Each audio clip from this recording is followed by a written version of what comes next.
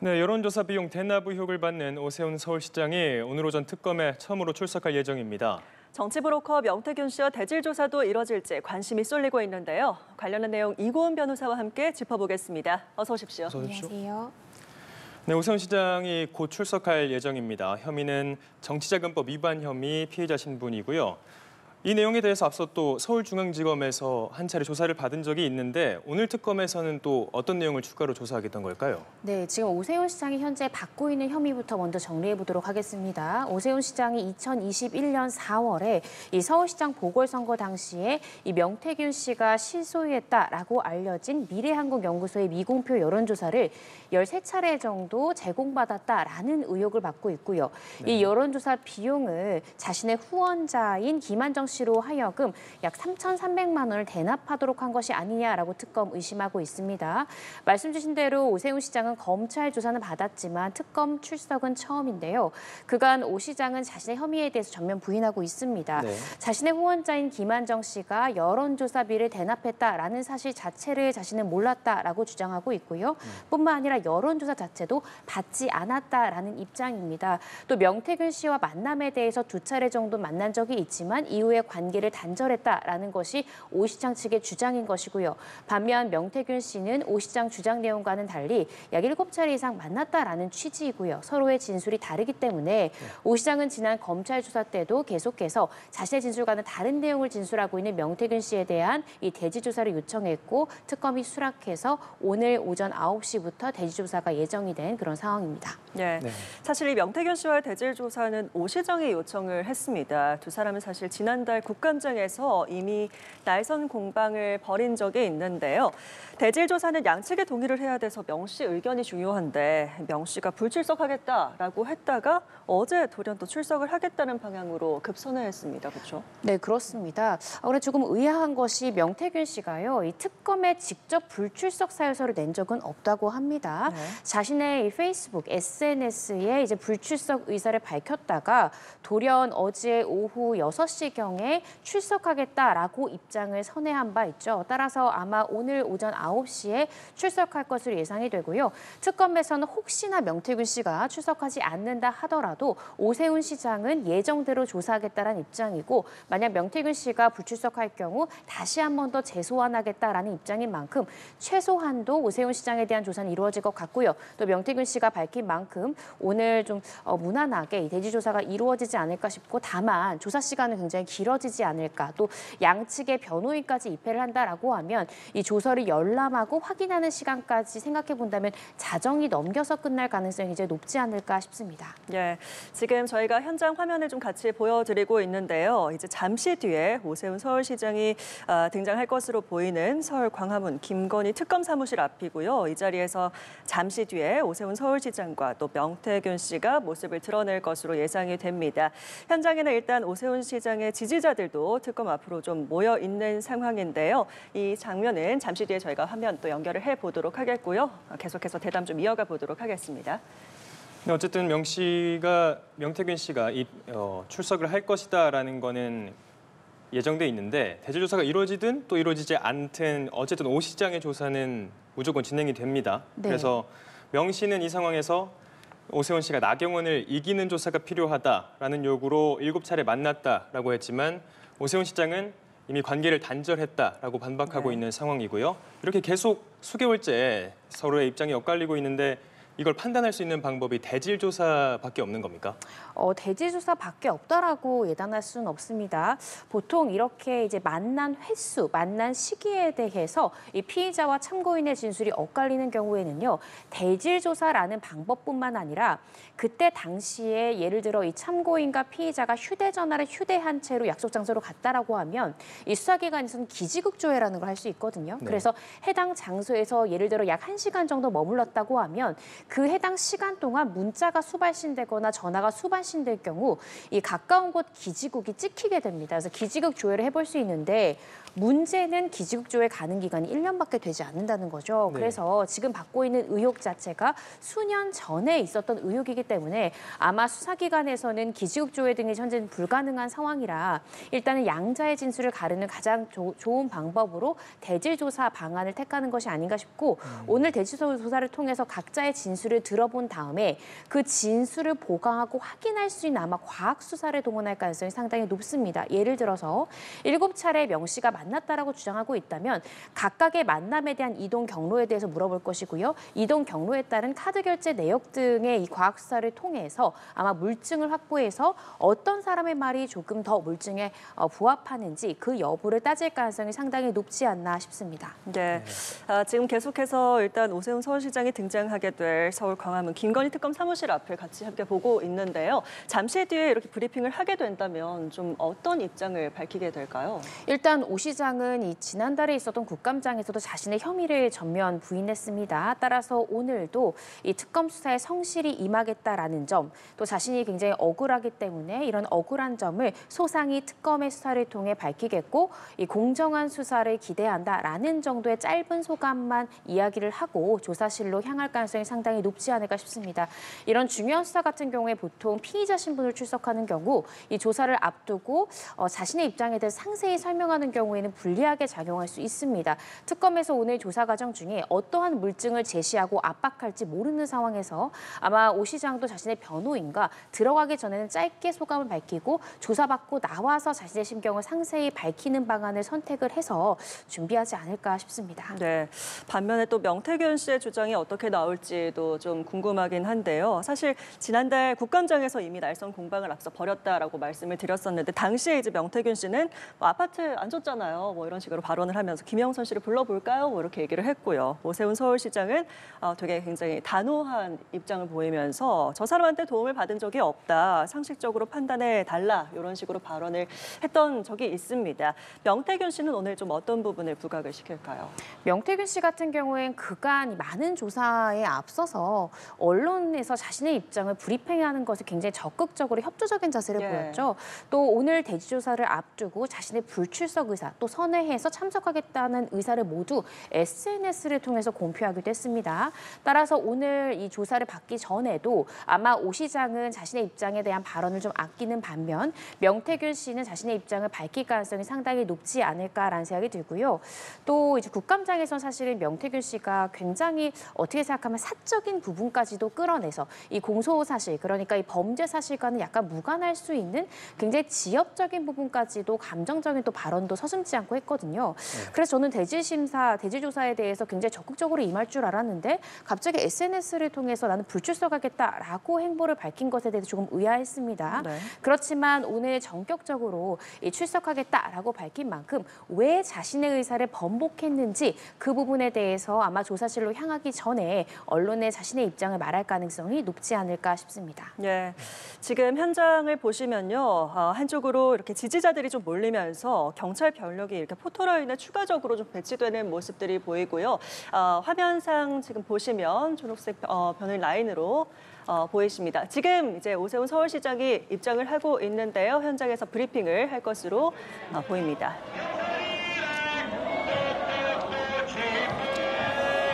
이 자료를 봐주십시오. 명태균이 우리 캠프에 제공했다고 하는 비공표 여론조사의 거의 대부분이 조작됐다는 경향신문의 기사입니다. 이것조차도 저희 캠프에 정기적으로 제공된 사실이 없다는 게 포렌식 결과 밝혀졌습니다. 이런 점을 비롯해서 오늘 여러 가지 사실을 밝혀서 공정한 조사를 받도록 하겠습니다.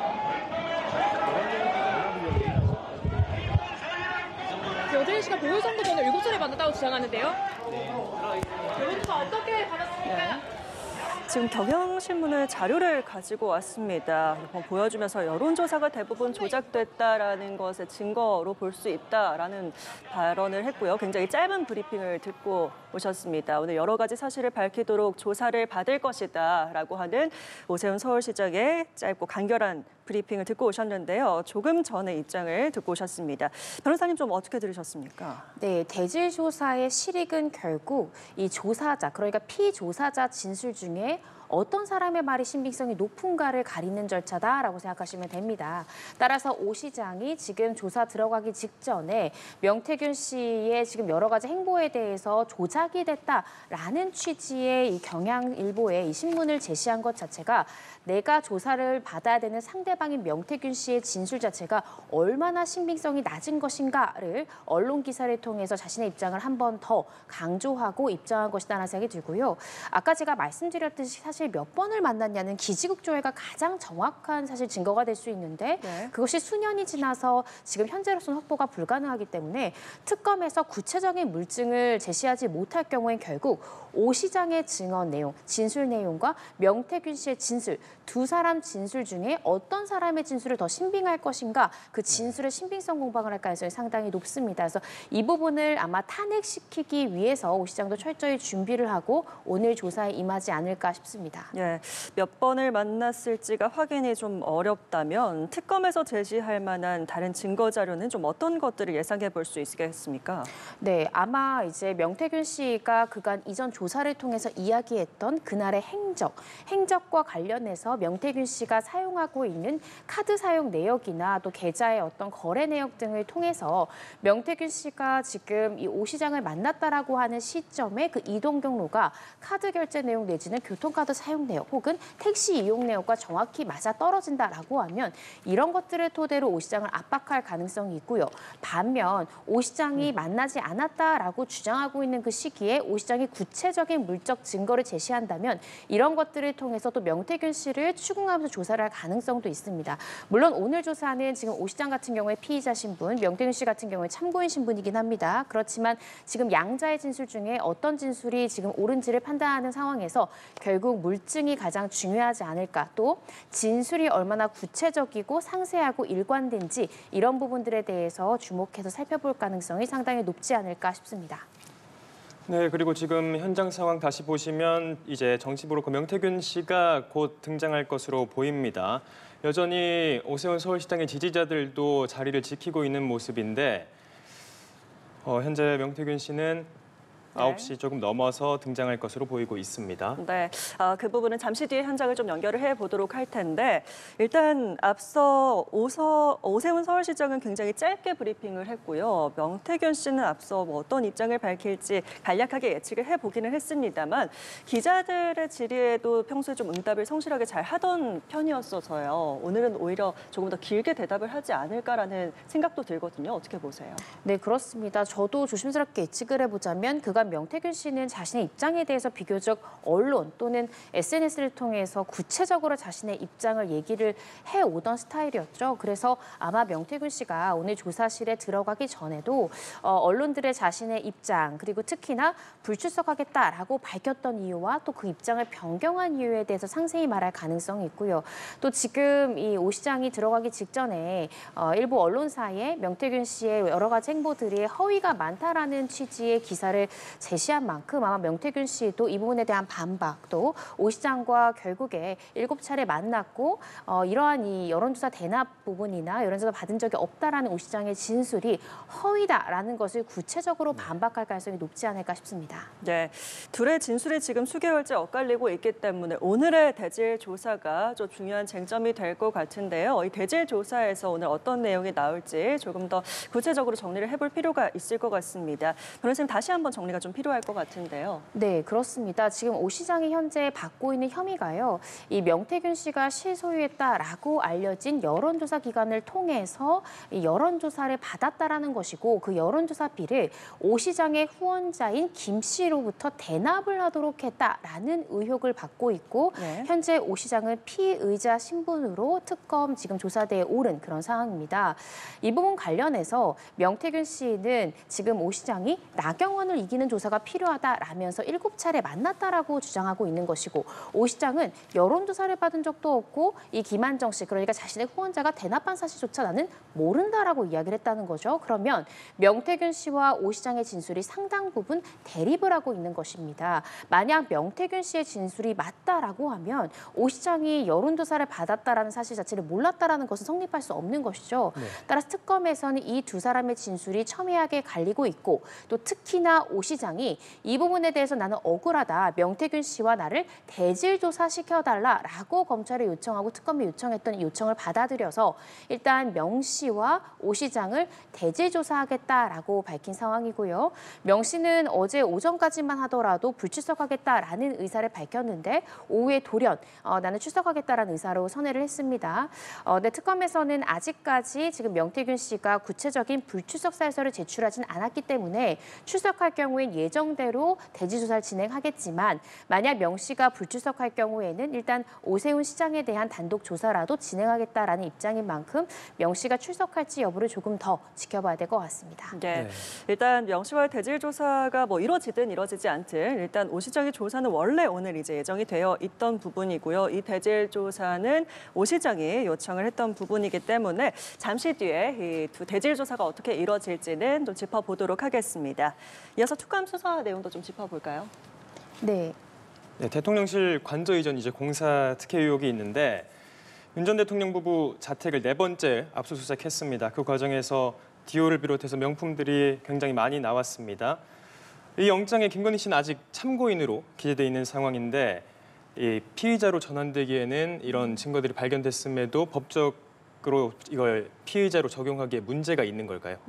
문제가 있다기보다는 통상적인 수사 과정이다라고 생각하시면 될 것 같고요. 아마 김건희 씨 같은 경우에는 압수수색했던 이 물품들에 대한 수사가 진행된 이후에 아마 소환 조사가 조만간 이루어질 것 같습니다. 소환 조사를 받으면서 참고인에서 피의자로 전환이 될 것이다라고 생각하시는 것이 좋을 것 같은데요. 네. 일단 특검에 지금 현재 수사하고 있는 이 내용을 좀 살펴보면 이 종합건설업 면허가 없는 21g이라는 업체가 윤 전 대통령 취임 후에 이 대통령실과 관저 이전 또 이 증축공사를 수의로 계약해서 특혜를 받았고 그 특혜의 대가로서 이 디올 등 명품 가방이 간 것이 아니냐라고 특검은 의심을 하고 있는 것입니다. 네. 따라서 이 교부된 이 명품 가방이라든지 명품 물품 등을 확보하기 위해서 또다시 이 자택인 아크로비스타에 대해서 압수수색을 벌인 것이고요. 현장에 가봤더니 이 특정 명품사의 자켓이라든지 이 백 등 여러 가지 물품들이 다수 발견됐다라는 것입니다. 그래서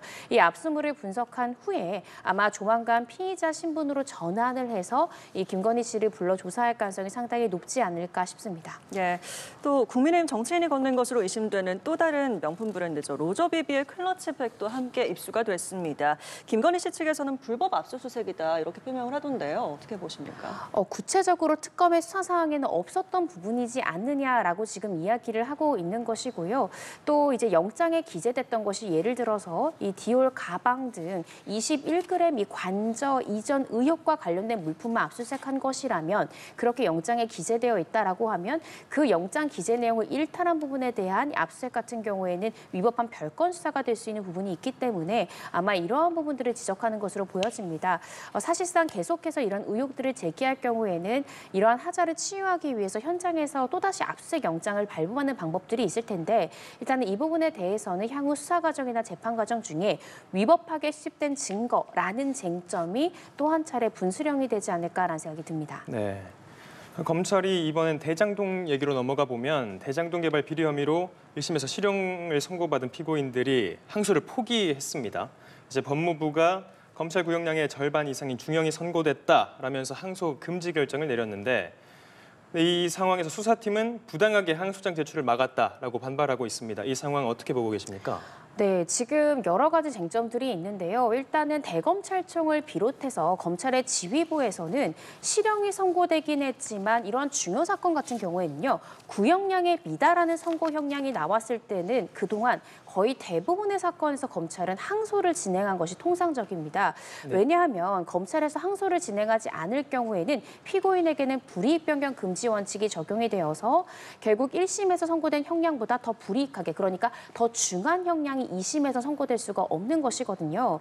그래서 검찰 측의 지금 수사팀의 입장은 원래 대검과 협의를 해서 항소장을 제출할 예정이었지만 이례적으로 법무부에서 검찰이 구형한 양의 이 절반 3년 이상이 선고가 됐고 또 법리 적용에도 문제가 없기 때문에 뭐 법리 오해라든지 아니면 양형부당을 이유로 검찰 측이 항소할 필요는 없지 않느냐라고 이야기를 해서 항소장을 제출하지 못했다라는 것입니다. 네. 그런데 이 부분에 대해서는 추후에서도 계속 논란이 될 수 있는 부분이고요. 실질적으로 이 사실관계가 어떻게 되었는지는 구체적으로 살펴봐야 되지 않을까 싶습니다. 네.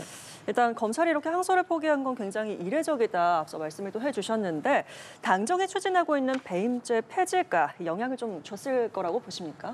그런 부분들도 영향을 주었을 수는 있지만요. 이번 대장동의 1심 재판부에서도 선고 당시에 이 배임죄 폐지 부분에 대해서 이렇게 입장을 밝혔습니다. 현재 배임죄는 이 완전 폐지 시에 부작용이 예상돼서 처벌이 가능한 영역에 대해서 대체 입법이 추진되고 있기 때문에 시간이 걸리고 따라서 현재로서는 배임죄가 살아있기 때문에 우리는 해당 법리를 적용한다라고 이야기를 했거든요. 지금 이 사건을 재판하고 있는 재판부조차도 배임죄가 완전 폐지가 되지 않았고 대체 입법이 되지 않아서 현재 살아있는 죄를 그대로 적용하겠다라는 입장을 밝혔는데 검찰 내지는 법무부에서 이 장래에 폐지될 것이다를 미리 예상을 해서 7일밖에 되지 않는 이 항소 기간 동안 항소를 포기한다는 것은 사실상 배임죄의 폐지 여부 때문에 항소를 포기하게 했다라는 이 논리 구성은 조금 이치에 맞지 않는 것이 아닌가 싶고요. 오히려 그간 검찰이 이 형사 사건에 있어서는 어떤 특정한 죄가 폐지가 예상되는 경우 대체 입법이 정확하게 나오기 전까지는 계속해서 죄를 적용을 해서 항소 여부를 결정하는 것이 통상적이었기 때문에 이 배임죄 폐지 때문에 항소를 포기했다. 이 부분은 좀 설득력이 떨어지는 것이 아닌가 싶습니다. 네, 그러면 울산 화력발전소에서 이제 보일러타워 붕괴 사고 소식까지 짚어보겠습니다. 벌써 사고가 일어난 지 사흘째입니다. 매몰된 7명 중 5명은 생존 여부 위치 확인됐다. 하지만 2명에 대해서는 밤샘 작업을 이어갔음에도 확인하지 못했다라고 발표가 됐는데 아직 매몰 지점조차 확인되지 못했다라고 했죠. 네, 그렇습니다. 지금 매몰자 2분에 대해서 아직 매몰 지점이 정확하게 확인되고 있지는 않습니다. 그렇지만 현장에 이 수백여 명의 이 소방대원들이 현재 열심히 수색 작업을 벌이고 있고요. 탐지견이라든지 여러 가지 이제 기계 등을 동원을 해서 최대한 매몰 지점을 파악하고자 노력하고 있지만 사실상 굉장히 노후화된 철골들이 다수 지금 있는 상황이기 때문에 섣불리 진입 작업을 했을 경우에 추가 붕괴될 가능성도 있습니다. 네. 구조 과정 중에 또 소방대원들이 어떤 참사를 받는 그런 상황이 벌어져서는 안 되기 때문에 지금 소방당국 내지는 정부에서도 신중한 입장으로 지금 현재 수색 작업 벌이고 있고요. 계속해서 골든타임이다라고 알려진 72시간 내에 매몰자 2사람에 대해서도 끝까지 최선을 다해서 노력하고 있지만 아무래도 여러 가지 진입 상황에 대해서 굉장히 어려운 상황인 만큼 아직까지는 2사람 이 매몰자에 대해서는 이 매몰 지점이 정확하게 확인되고 있지는 않은 그런 상황입니다. 네, 좀 빨리 발견이 되면 좋을 것 같은데요. 일단 전문가들은 철거 과정에서 안전 확보를 위한 조치가 좀 미흡했지 않나라는 평가들이 있습니다. 사전 취약화 작업 중이었는데 이 작업 중에 매몰을 피했던 2명의 작업자의 진술이 매우 좀 중요해 보입니다. 네, 그렇습니다. 결국 이러한 피해를 입었던 직접 당사자가 내가 이러한 취약화 과정, 취약화 작업 당시에 직전에 나의 상급자로부터 잠시만요. 저희 이제 정치부로 명태균 씨가 김건희 특검 사무실 출석했습니다. 현장 연결해 보겠습니다. 조사 앞두고 한 말씀 부탁드립니다. 예? 특검 조사 앞두고 한 말씀 부탁드립니다. 뭐 한 말씀에 사실대로 항상 얘기했는데 뭐. 예. 예. 오세훈 시장 보궐선거 전후로 예. 총 몇 차례 만났습니까? 7차례. 그러니까 제가 말씀 더 만났어요. 왜냐면은 그 오세훈 시장님이 저는 서울을 잘 몰라요. 서울시청에 보면 이렇게 파도처럼 이렇게 돼 있잖아요. 이게 외국 건설 건축사가 진 거다. 파도 모양으로. 그래서 당선되면은 자기가 초대해서 안에 이제 글을 하겠다. 뭐 그렇게 이야기를 많이 했어요. 그래서 제가 그때도 아까 저번에 국정감사에서도 저를 불러서 아니 구례시대 밥이나 살고 구경이나 시켜주고 그러면 내가 뭐라 하겠느냐 그런 말씀을 드린 거예요. 오세훈 시장이 나경원 의원 이기게 해달라 이렇게 했다는데 여론조사를 어떻게 의뢰한 건가요? 네? 나경원 의원 이기게 해달라 이렇게 말씀을 하셨다는데 네. 여론조사를 좀 어떤 경위로 이렇게 해달라 하신 건지 어떤 경위로? 여론조사를 어떻게 해달라 한 건지 오세훈 시장 측에서 이기는 조사 만들어달라는 거죠. 나경원 의원을 이기해달라 네. 했던 건가요? 그것 좀 자세하게 말씀 부탁드립니다. 이거 시끄러워서 시끄러. 좀 4점 줘요 좀 해라. 아이 시끄러워. 그게 아니라 오세훈 시장이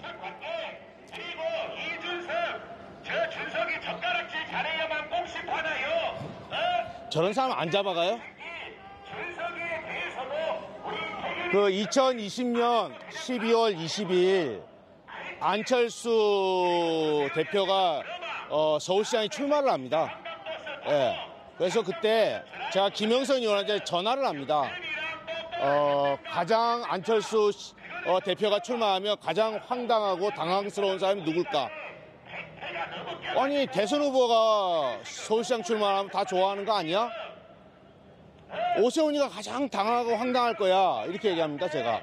아니 저번에 만났을 때 12월 9일 날 오세훈 시장이 뭐라고 얘기하냐면 김선동, 조은희, 오신환 다 내가 키운 사람인데 예? 그 사람들이 서울시장에 지금 출마했는데 내가 어떻게 서울시장에 출마하겠느냐. 당에 대선 후보가 없는데 나는 대선으로 간다. 그 당시에는 그 홍준표 대표가 그때는 무소속이었어요. 당에 변변한 국민의힘에서 대선 후보가 없었거든요. 예. 그래서 그렇게 이야기를 했었기 때문에 김영선 의원이 저한테 오세훈 시장이 대선 가는데 왜 황당히 하냐. 그래서 제가 볼 때는 그 당시에 느낌에는 서울시장에 나가겠다는 어떤 강한 그런 느낌이 좀 들렸어요. 그래서 제가 김영선 의원한테 오세훈 시장이 좀 간이 작아요. 그 사람이 소심하고. 그래서 분명히 좀 뭐랄까 좀 경망스러운 행동을 할 것 같지 않냐. 그래서 좀 예, 아무래도 현장에 오세훈 서울시장의 지지자들이 모여 있다 보니 현장 소음이 좀 함께 전달된 점이 있습니다. 이 명태균 씨가 일단 앞서서도 짚어봤던 것 중에 쟁점이 얼마나 만났느냐인데 제가 봤을 땐 뭐 7차례보다 더 만났을 거라고 본다. 뭐 이런 식으로 얘기를 했거든요. 어떻게 들으셨습니까? 네, 이 부분에 대해서는 계속해서 명 씨의 주장은 7차례 이상 만났다는 것이고 오 시장은 2차례 만났고 서로 입장 차이나 여러 가지 좀 차이점이 있어서 관계를 단절했다라는 진술입니다. 네. 따라서 단순히 명 씨가 7차례 이상 만났다라는 진술로는 부족하고요.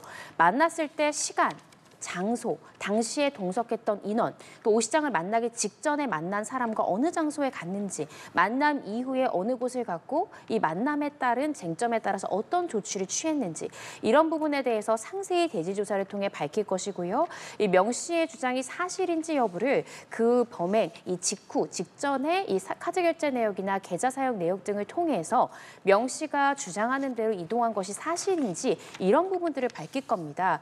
그런데 수사가 조금 난항에 빠질 가능성은 이런 부분들이 있을 수 있습니다. 명 씨가 지금 7차례 이상 더 만났을 수 있어요라는 것은 각각의 만남의 시기에 대해서 구체적으로 기억을 못할 가능성도 있는 것 같거든요. 네. 예를 들어서 21년 7월 무렵 이런 식으로만 모호하게 진술할 경우에는 수사팀에서도 그 각각의 만남에 대해서 물증을 확인할 수 있는 가능성이 없기 때문에 수사에 난항에 빠질 수 있는 만큼 오늘 최대한 구체적인 진술을 들어보고자 하고 그 진술에 대한 오 시장의 입장을 좀 확인하고자 하지 않을까 싶습니다. 네, 이렇게 명태균 씨마저 출석을 하면서 대질신문이 성사가 됐습니다. 전망 어떻게 보십니까? 네, 일단은 대질조사 이후에 제가 말씀드렸듯이 오 시장의 진술 또 이 명태균 씨의 진술을 둘러싼 물증 확보에 특검이 주력하지 않을까 싶습니다. 일단은 양자 간에 서로 연락한 정황이 있는지 또 각자의 이 2번의 만남을 인정한다면 2번의 만남 전후에 대한 상황에 대해서 물증을 조금 더 확인을 해서 양자의 진술 중에 어떤 진술이 신빙성이 높은지를 가려볼 가능성이 상당히 높지 않을까 싶습니다. 예. 네. 일단 지금 대질 조사가 어떻게 이뤄질지는 잠시 뒤에 이어지는 뉴스에서 좀 전달해 드려야 될 것 같고요. 오늘 관련한 내용은 이고은 변호사와 짚어봤습니다. 오늘 말씀 고맙습니다. 맞습니다.